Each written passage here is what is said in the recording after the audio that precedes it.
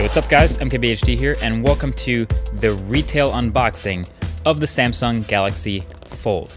So this is an interesting one. This is the first foldable phone that's really going on sale to the masses. It's priced way higher than even any other high-end Samsung flagship, so it's clearly positioned as a luxury device. And so while you're probably right that most people won't be buying this, some people will. So it's already on sale, it's pre-order.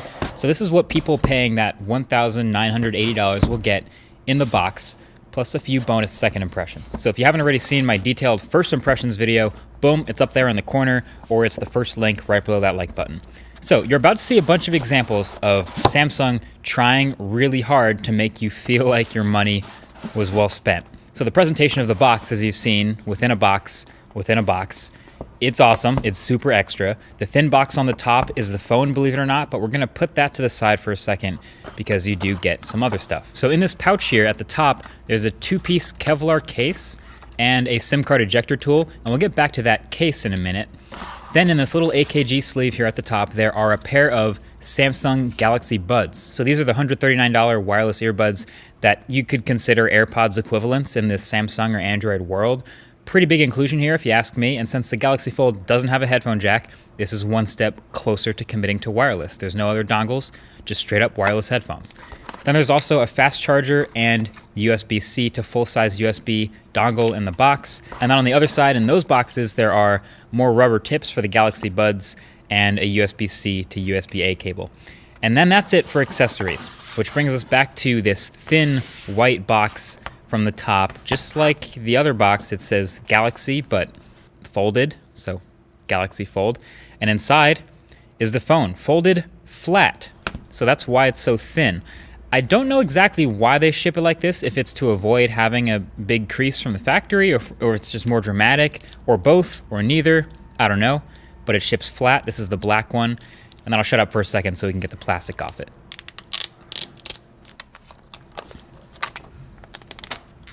Always fun. So booting it up for the first time, the setup process is pretty much identical to the Galaxy S10 or any other Samsung phone. You sign into your Google account, you sign into your Samsung account. You can do this on the front screen or on the inside screen, but like I said in the first impressions video, that keyboard is kind of small, so I prefer the bigger screen. And then by the end of it, eventually, you end up in the Galaxy Fold with the smart stock black butterfly wallpaper with the pitch black pixels around the edges and the middle. That is the unboxing experience. Now about that case it came with. So any case for the Galaxy Fold that anyone makes will either have to be foldable or come in two pieces. This seems like the smart way to do it. It's a two-piece Kevlar sort of flexible material, but it avoids that huge hinge and it has no moving parts. It has adhesive, of course, also on the inside that you can line up to attach it, but you don't actually have to use the adhesive if you don't want to. I found the installation goes on and comes off just fine.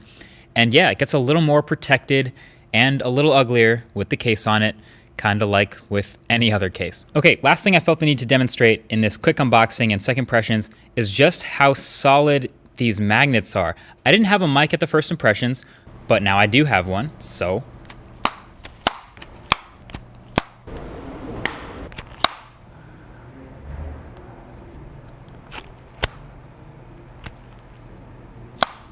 that is just super satisfying. Flip phones are back, and for good reason. So there's a magnet in each side of the Galaxy Fold, about 2/3 of the way down, as demonstrated by this magnet paper, my new favorite scientific observation tool. And they're pretty strong. So they're so strong that they have a bit of a field effectively outside of the phone itself, strong enough to pick up metal objects and things like a bunch of washers, nails, or even whole bags of nails, keychains, and I even had a small wrench that worked, and an Apple Pencil, which of course has a piece of metal in it for the iPad's magnet, that worked, and a really, really big Allen key. It's made of metal and it can pick it up. This magnet is for real. So just had to share that, a little proof from what I was talking about from the last video. Again, I'll link that below. Still forming all of my thoughts, but man, this thing has really distracted me from the P30 Pro I've been using. That review is coming up as well, alongside the Retro Tech Episode 1 on the original Game Boy. It's a good time to be a video nerd.